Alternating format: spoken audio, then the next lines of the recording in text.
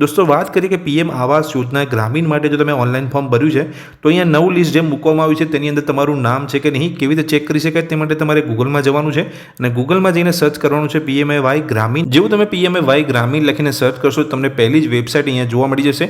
એ website પર તમારે click કરવાનું છે।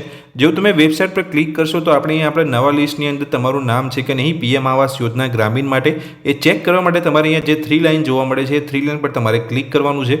જેવું તમે 3 લાઇન પર ક્લિક કરશો તો આપણે અહીંયા રિપોર્ટ ચેક કરવાનું છે। જે નવું લિસ્ટ અહીંયા બહાર પાડવામાં આવ્યું છે ગ્રામીણ વિસ્તારને લઈને તો આપણે અહીંયા આવાસ શોપનો જે ઓપ્શન અહીંયા જોવા મળે છે આવાસ શોપના ઓપ્શન પર ક્લિક કરીશું અને નીચે તમે જશો તો એક રિપોર્ટનો ઓપ્શન તમને અહીંયા જોવા મળે છે। રિપોર્ટના ઓપ્શન પર તમારે ક્લિક કરવાનું છે। જેવું તમે રિપોર્ટના ઓપ્શન પર અહીંયા ક્લિક કરશો તો આ પ્રકારનું પેજ ઓપન થશે જેમાં તમારે નીચે જવાનું છે। નીચે તમને એક ઓપ્શન અહીંયા જોવા મળશે બેનિફિશિયરી ડિટેલ્સ ફોર વેરિફિકેશન એ ઓપ્શન પર તમારે અહીંયા ક્લિક કરવાનું છે। જેવું તમે અહીંયા ઓપ્શન પર ક્લિક કરશો તમને અમુક માહિતી અહીંયા પૂછવામાં આવશે જેમાં તમે જોઈ શકો છો। પહેલું જે પૂછવામાં આવે છે તમારું સ્ટેટ વિશે તમને પૂછવામાં આવશે કયા સ્ટેટથી તમે એપ્લાય કર્યું હતું તો ગુજરાતથી કર્યું હતું।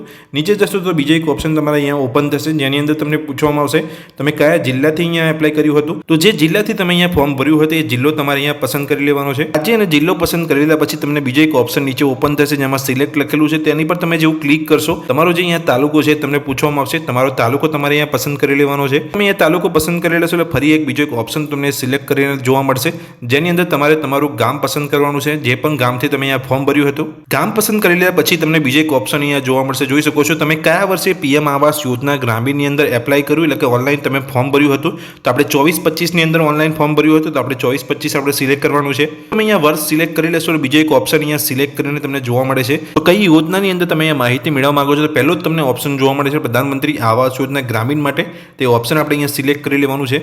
જેવું તમે આ ઓપ્શન સિલેક્ટ કરી લેશો તો આપણે બધા જ ઓપ્શન અહીંયા સિલેક્ટ થઈ ગયા છે આપણું રાજ્ય તાલુકો ગામ કયું વર્ષ અને કઈ યોજના માટે આ બધા ઓપ્શન આપણે સિલેક્ટ કરી લઈશું।